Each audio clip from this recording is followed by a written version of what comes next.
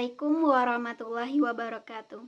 Perkenalkan, nama saya Leoni Amanda Putri dengan NIM 2248201102. Baiklah, di sini saya akan membuat video pembelajaran biostatistik dengan dosen pengampu Bapak Hari Ade Saputra.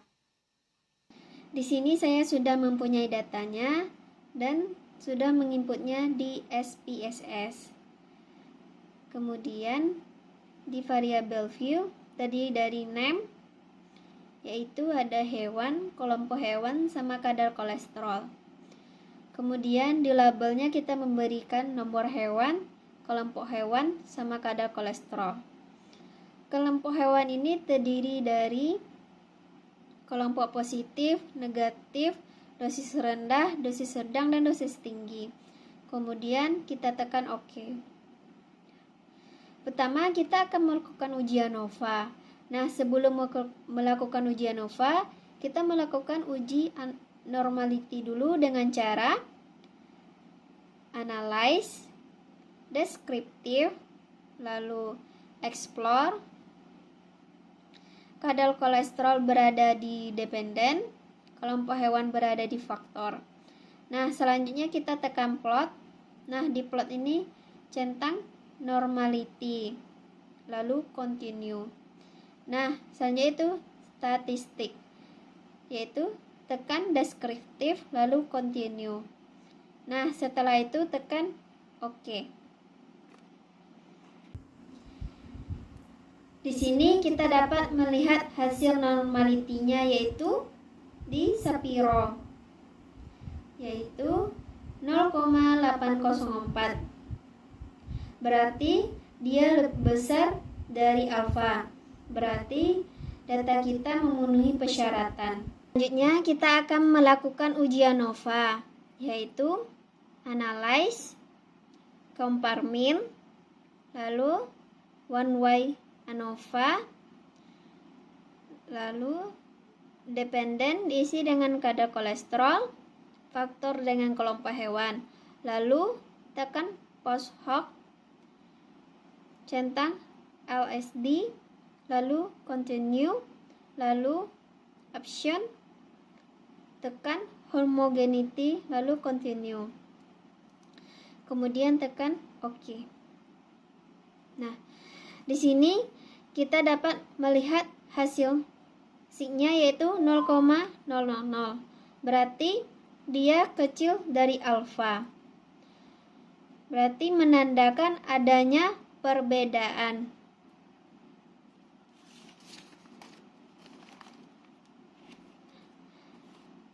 Perbedaannya ini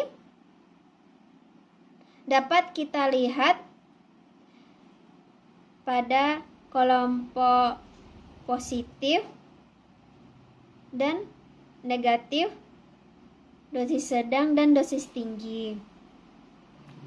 Selanjutnya kita akan melakukan uji Kruskal-Wallis, yaitu dengan cara sebelum itu kita mentransfer data skala ke ordinal, yaitu dengan cara transfer, lalu record into difference, kemudian tekan kadar kolesterol, lalu isi name dengan kadar kolesterol, label dengan kadar kolesterol, lalu tekan Alt New, lalu tekan di rank ini yaitu 90, di top ini 119, lalu value-nya 1, lalu add dan menjadi ini, dan begitu seterusnya. Lalu tekan continue. Nah, lalu hasilnya akan menjadi KK2. Lalu tekan OK. Nah, di sini dapat kita melihat hasilnya. Nah, selanjutnya yaitu kita akan memberi value-nya pada kadar kolesterol, yaitu norm 1 normal, 2 sedang, 3 tinggi. Lalu tekan OK. Dan jangan lupa desimalnya yaitu 0. Kemudian data view. Nah, selanjutnya kita akan melakukan uji Kruskal-Wallis, yaitu dengan cara non-analyze, non-parametric, lalu legacy dialogs, lalu ke independence. Nah, di sini yaitu kadar kolesterol di grup variabel, kategori kadar berada di variabel. Lalu option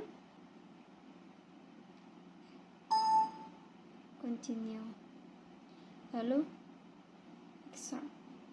Lalu continue. Nah, selanjutnya itu centang Kruskal-Wallis. Di sini kita dapat melihat hasil Kruskal-Wallis yaitu 0,000, berarti kecil dari alfa. Terdapatnya adanya perbedaan. Kemudian karena adanya perbedaan ini kita akan melanjutkan uji Mann-Whitney, yaitu dengan cara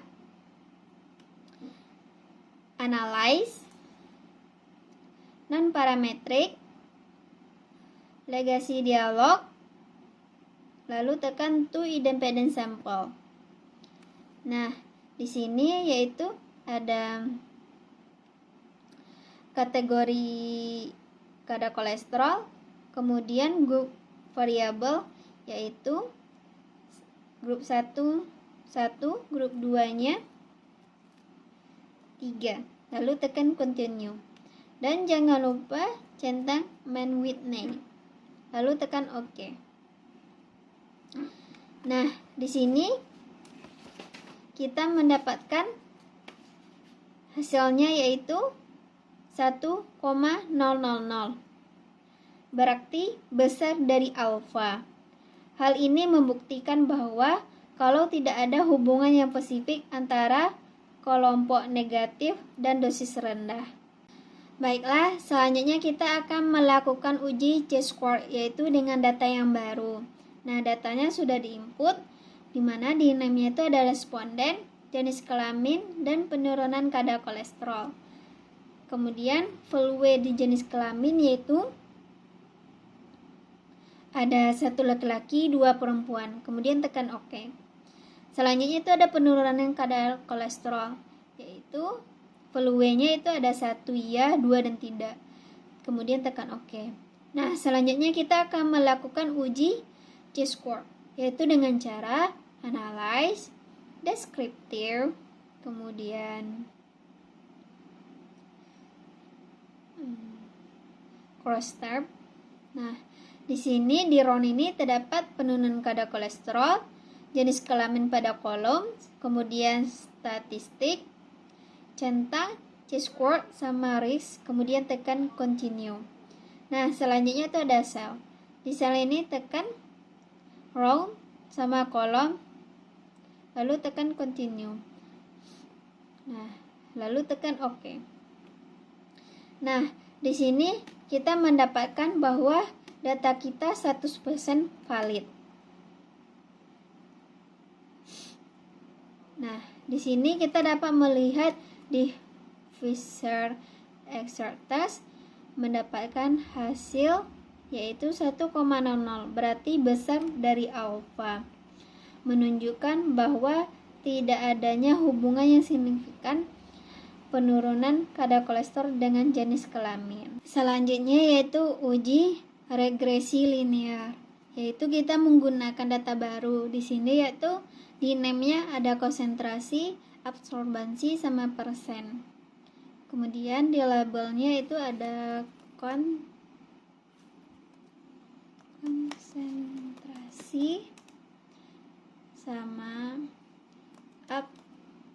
absorbansi. Selanjutnya itu persentase. Nah, selanjutnya kita akan melakukan uji regresi linear dengan cara analyze, kemudian regression, linier. Kemudian di konsentrasinya yaitu di dependen, absorbansi di independen. Kemudian tekan OK.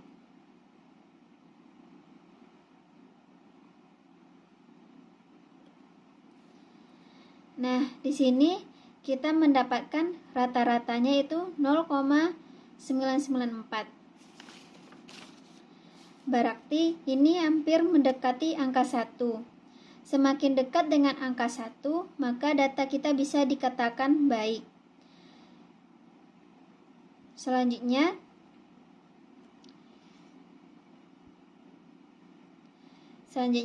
kita dapat melihat di tabel koefisien, yaitu di sini kita dapat melihat nilai B dan A, di mana rumus untuk mencari nilai Y yaitu TX ditambah dengan A. Nah, di sini kita dapat melihat nilai B dan nilai A-nya. Diketahui nilai A-nya yaitu 10,44. Baiklah, sekian video dari analisis data dengan SPSS dari saya. Terima kasih telah menonton. Wassalamualaikum warahmatullahi wabarakatuh.